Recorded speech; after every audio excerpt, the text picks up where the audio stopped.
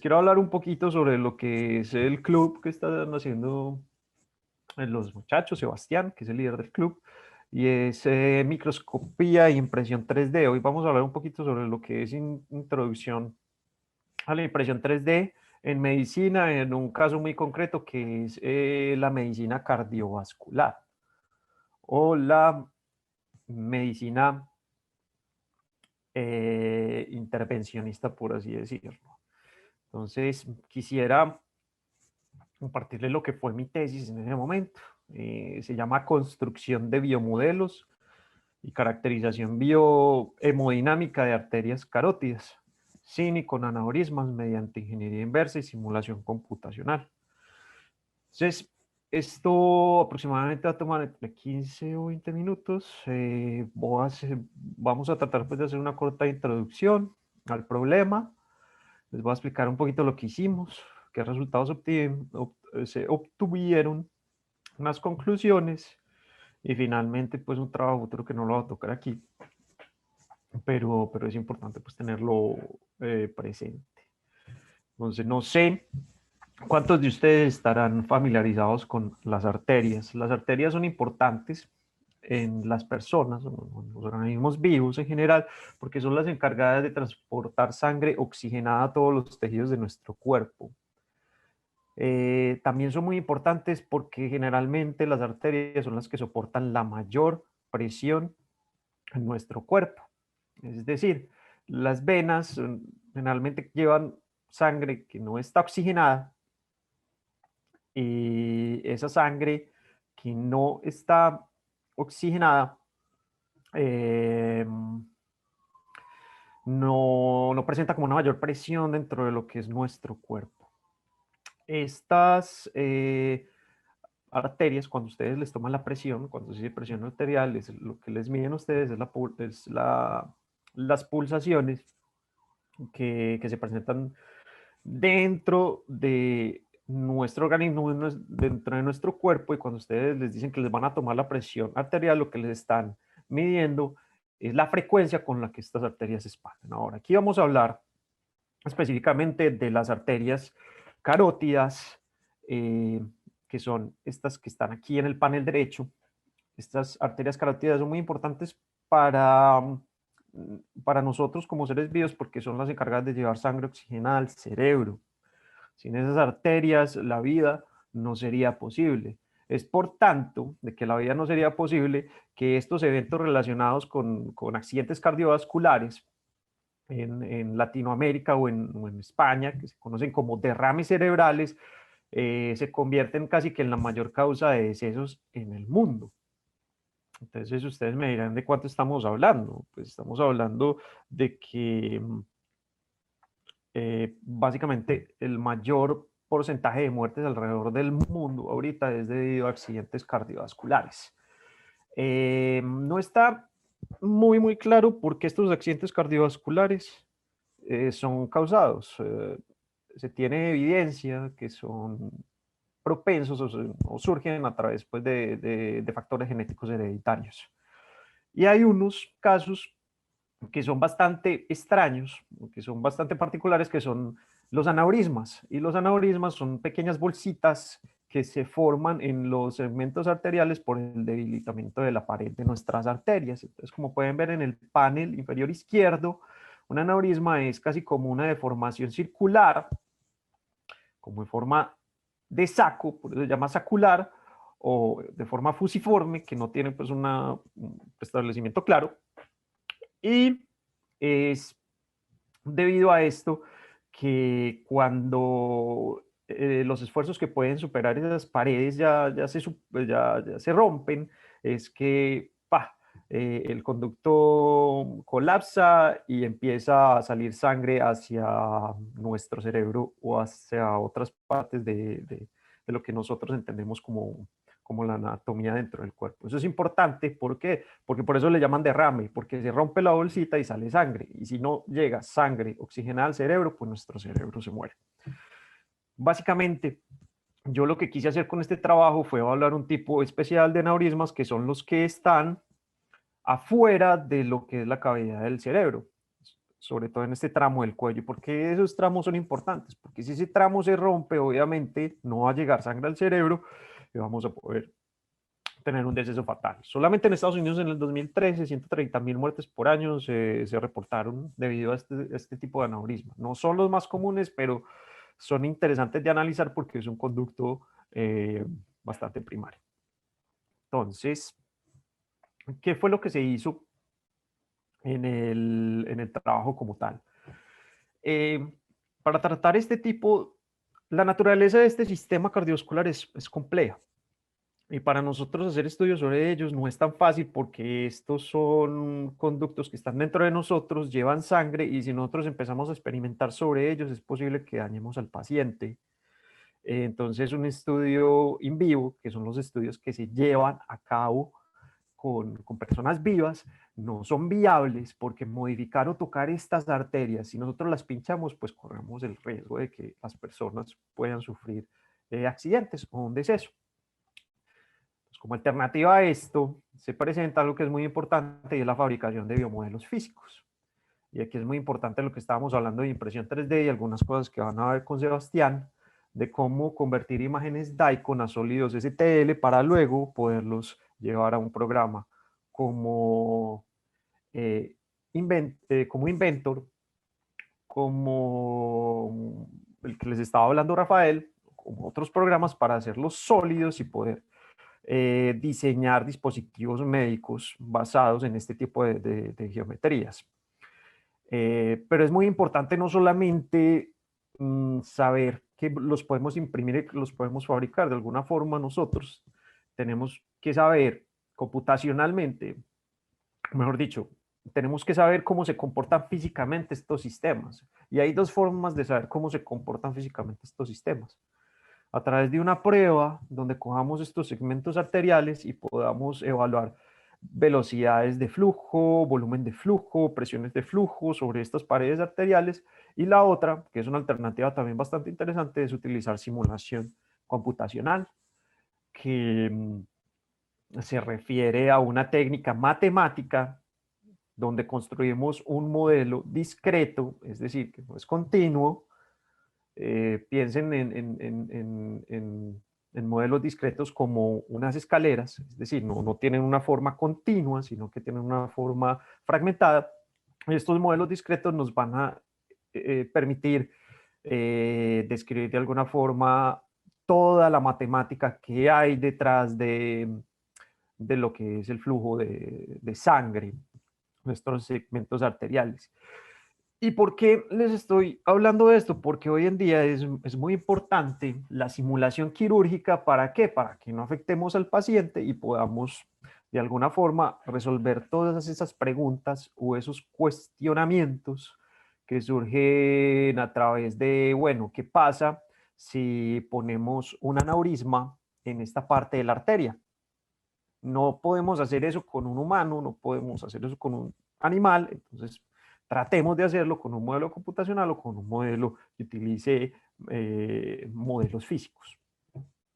Entonces, como objetivo, lo que tratamos de hacer es desarrollar una metodología que fuera open source, que nos permitiera fabricar este tipo de modelos flexibles de arterias y luego validarlos por computación. Por mecánica computacional, utilizando estos modelos discretos que les di. Ahora, ¿qué fue lo que hicimos? Esto probablemente es algo que van a ver durante la clase porque sé que parte del syllabus que Sebastián está tratando aquí es utilizar estos paquetes de softwares que les voy a mostrar aquí. Una imagen DICOM, básicamente, es una imagen médica que es importante porque tiene una resolución hasta de 16 bits donde podemos ver diferentes tipos de grises. Entonces eso nos permite ver muchos detalles dentro de esas imágenes. Y esas imágenes se pueden obtener ya sea por rayos X, por resonancia o por tomografía. En este caso, la diferencia entre rayos X, tomografía y resonancia es que los resonadores y los tomógrafos pueden tomar diferentes rayos X en diferentes ángulos, con diferentes distancias, y eso nos permite tener una serie de imágenes, o sea, nos permite tener un volumen. Tenemos una dimensión N, tenemos una dimensión M, y a la final tenemos una dimensión D, que imaginen como si fuera que estoy haciendo como una especie de apilamiento de imágenes. ¿Por qué es importante eso? Porque cuando puedo apilar imágenes utilizando algoritmos de reconstrucción matemática, yo puedo obtener modelos virtuales como el que vemos aquí en el panel superior derecho, que esto es un modelo virtual, es una malla de puntos basados en una identificaciones de regiones de interés o en la imagen que, como están apiladas, entonces se van a reconstruir en un sólido 3D. Finalmente, estos sólidos generalmente necesitan como un procesamiento porque salen con cierto tipo de ruido, y hay programas como Autodesk Mesh Mixer que nos permiten suavizar la geometría. Entonces es importante que tengan en cuenta que una vez que nosotros reconstruimos un sólido virtual a partir de una imagen, sea Daikon o otro tipo de imágenes, esto lo podemos suavizar con programas de suavizamiento de malla o suavizamiento de puntos. ¿Por qué es importante tener esto suavizado?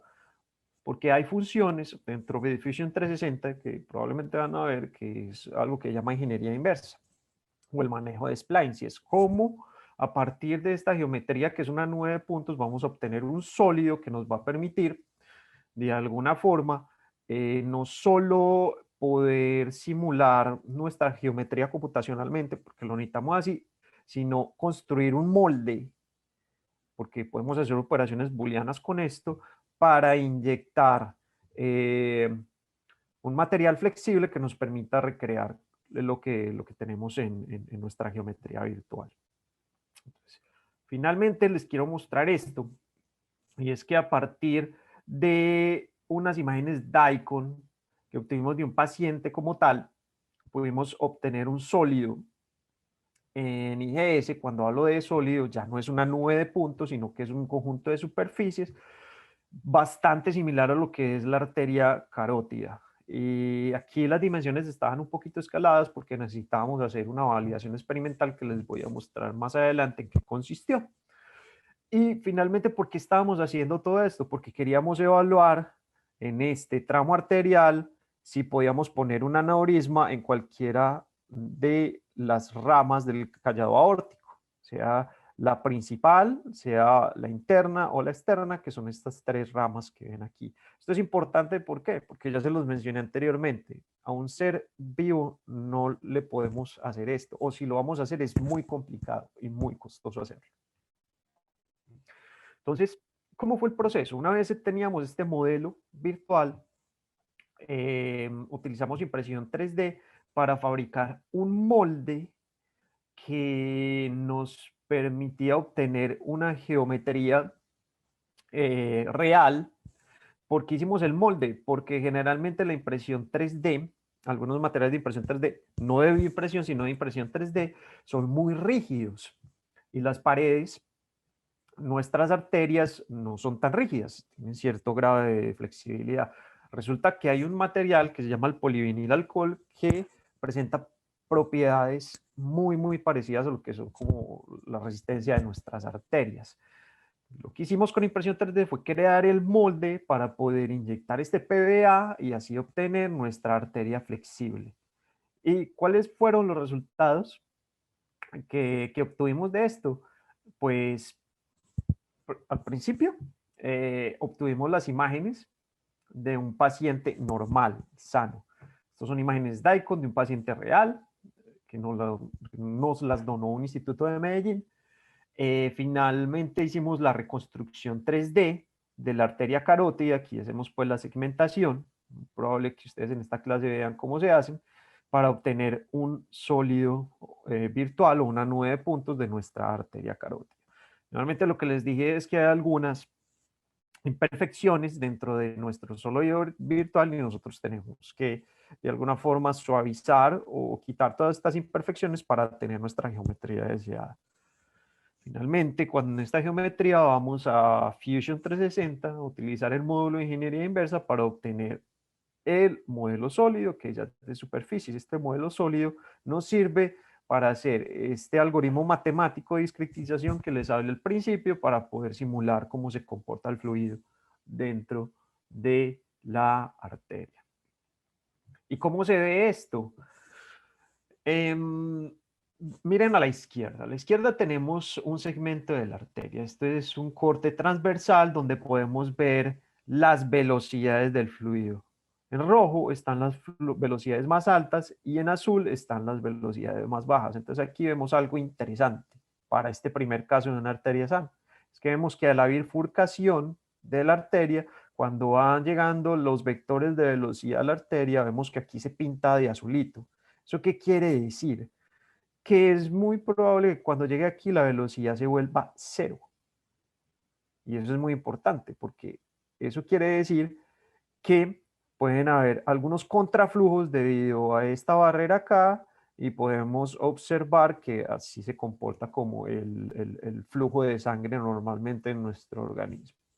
Normalmente cuando tenés un área más corta la velocidad se aumenta. Ahora, ¿qué pasa si nosotros ponemos un defecto o un aneurisma o un evento cardiovascular dentro de esta geometría? Pues vemos aquí que ya algunas velocidades que se suponen deberían ser cero aquí ya son más altas. Eso quiere decir que hay algunos contraflujos que están acelerando el movimiento del fluido acá. Es muy importante, ¿por qué? Porque ustedes aquí pueden ver que las velocidades con las que nuestra sangre va a través de la arteria obviamente se están afectando por este tipo de eh, efectos, accidentes cardiovasculares o enfermedades cardiovasculares. Eso es bien importante, ¿cierto? ¿Por qué? Porque estamos encontrando que hay una relación que se afecta de acuerdo a la aparición del defecto cardiovascular o no. Aquí a la derecha vemos cuáles son estas curvas de velocidad. Y una curva de velocidad es cómo está variando todo este perfil de acuerdo a un área determinada, que es esta que vemos aquí, como en el eje X. Esto de Reynolds, que ustedes ven aquí, es un número adimensional que nos va a decir qué tan viscoso se está comportando el fluido. Si el fluido tiene mayor resistencia a la velocidad o si tiene menos resistencia a la velocidad. Piénsenlo así. Lo hicimos para ver que las condiciones que presentamos en el cuerpo humano, porque en el cuerpo humano se pueden medir esos valores también, fueron consecuentes y obviamente lo fueron. ¿Qué les puedo decir? Es que efectivamente las velocidades de la arteria para los reinos que son más convencionales en el cuerpo humano fueron mayores para la arteria que presentaba el defecto cardiovascular, en este caso de simulación por acá. Menos en este pedacito acá que vemos que hay como una acumulación porque no, no está fluyendo para nada. Y esto es importante que lo tengamos en cuenta porque cuando se acumula fluido acá, entre más volumen tengamos por unidad, ¿sí? Entre más volumen tengamos en el saco, la presión de ese saco va a aumentar, la presión volumétrica. Entonces es importante tenerlo en cuenta. Eso fue desde la parte computacional, pero ahora, ¿qué podemos hacer desde la parte de fabricación? Entonces lo que les comentaba anteriormente es que una vez obtuvimos el sólido virtual, lo que hicimos con el sólido virtual fue elaborar unos moldes. Un molde externo y un molde interno. ¿Por qué un molde externo y un molde interno? Porque las arterias tienen un lumen. Un lumen es como una especie de círculo al interior de la arteria, que es por donde pasa nuestra sangre, y tienen un espesor de pared. Y ese espesor de pared es muy importante porque también va a afectar nuestras propiedades físicas. Es importante tener en cuenta porque al principio les hablé de que cuando se supera la presión de pared sobre las arterias es posible que hayan rupturas y hayan fugas a través de nuestro conducto y eso puede desencadenar en una muerte o en un evento adverso. Entonces lo que hicimos aquí fue básicamente coger el molde interno, cubrirlo de una malla de algodón y funcionalizar y rociarlo o pintarlo con PVA y después de pintarlo, rociarlo con PVA, metíamos una manguerita aquí para inyectar el restante PVA y el resultado fue este, un modelo de arteria carótida completamente real, o realista, que nos permitía de alguna forma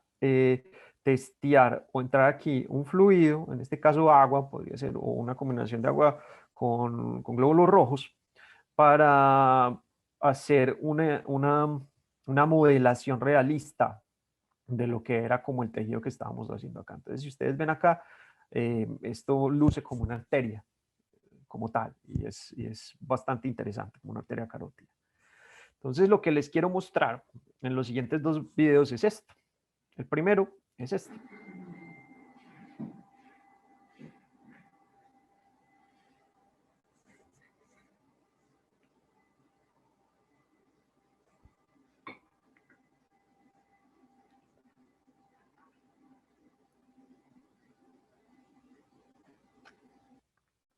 Entonces, como pueden ver aquí, esta arteria está como bombeando un poco y se está expandiendo.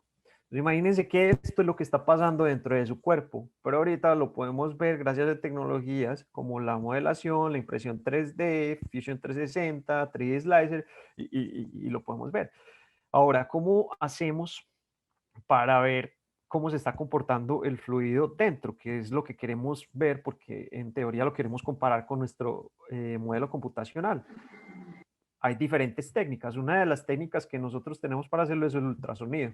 No sé cuántos de ustedes han tenido la oportunidad de ir a hacerse un ultrasonido, pero un ultrasonido lo que te dice es a través de un reflejo de un medio sólido, a través de una sonda, en este caso pues la sonda de ultrasonido, eh, envía un pulso, una señal mecánica, y esa señal mecánica va a rebotar contra el medio físico y ese medio físico va a devolver una imagen o va a devolver una señal. Esa señal se transduce y podemos armar una imagen a través de eso. ¿Y cómo se ve? Se ve así. No sé si están viendo que aquí hay como unas especies de partículas. Bueno, esas partículas nos sirven para utilizar esta técnica de ultrasonido. ¿Y por qué es importante? Porque estas partículas que están suspendidas en agua van en la dirección y van a viajar en la misma dirección y con la misma velocidad que está viajando el agua. Entonces es una forma de ver lo que está pasando dentro de nuestro organismo. Esta técnica es utilizada convencionalmente para mirar también eh, pulsatilidad en arterias carótidas en pacientes normales. Cuando ustedes van al médico, hay algunos médicos que mandan una cardioecografía para ver cómo se están comportando esos volúmenes dentro del cuerpo. Eh, las conclusiones que tengo que compartir a través de este trabajo es que es posible implementar metodologías de herramientas de software libre, como los que están viendo en este curso, para obtener estos modelos en 3D a partir de imágenes médicas. Y con esto, con estos modelos, ustedes pueden ya jugar con estos modelos. No pueden jugar con el paciente, pero con estos modelos pueden jugar. Así que ustedes pueden diseñar cualquier tipo de accidente cardiovascular que se les ocurra. Y no solamente el tipo de accidente. Ya cuando tengan el tipo de accidente, ustedes ahí pueden empezar a diseñar el dispositivo médico. En este caso puede ser un implantable que permita de alguna forma reparar o hacer la vida de esta persona que tiene esta enfermedad muchísimo mejor. O sea, no solamente es para producir el efecto, sino también para producir una posible solución. Obviamente, no todo es perfecto y hay algunas desviaciones dentro de estos modelos. ¿Por qué? Porque las escalas pueden variar un poquito, porque hay unas desviaciones dentro de la reconstrucción, porque obviamente pues la computación va a llegar a ser bastante buena, pero todavía no es lo suficientemente buena para que los modelos sean completamente reales. Y algo muy, muy importante de este trabajo es que fue posible hacer modelos con material flexible, en este caso polivinil alcohol, que es bien importante porque el polivinilo alcohol se comporta muy, muy parecido a lo que es una arteria real. Es decir, podemos hacer segmentos arteriales que sean bastante flexibles y a la vez sean rígidos para probar como todas nuestras teorías o nuestros experimentos dentro del laboratorio. Un poquito de las referencias que les quería mostrar, y este trabajo fue auspiciado o fue gracias, fue llevado a cabo gracias a la colaboración de muchas instituciones, Colciencias en Colombia, que es como nuestro Ministerio de Ciencia, Tecnología e Innovación, Ruta N en Medellín, que es una corporación para la innovación en Medellín, el IATM, que es un instituto de ayudas diagnósticas de alta tecnología médica, y dos universidades o tres universidades: la Universidad Pontificia Bolivariana en Colombia, la Universidad de la República en Uruguay y la universidad, y el Instituto Langevin de París, Francia. Entonces, eh, fue importante. Fue importante como ver que a través de la ciencia se pueden lograr estas colaboraciones. Y finalmente, pues, aquí en California tuve la oportunidad como de mejorar un poquito los resultados. Pues en este escenario viene a entrar también parte de la Universidad de California en Santa Cruz. Y bueno, esto era lo que les quería compartir. Con esta última slide, lo que les quería decir era que la ciencia como tal nos permite también empezar a hacer colaboración, visitar otros países, ampliar un poquito nuestro conocimiento y sobre todo resolver problemas. No sé si tengan alguna pregunta y pues muchas gracias.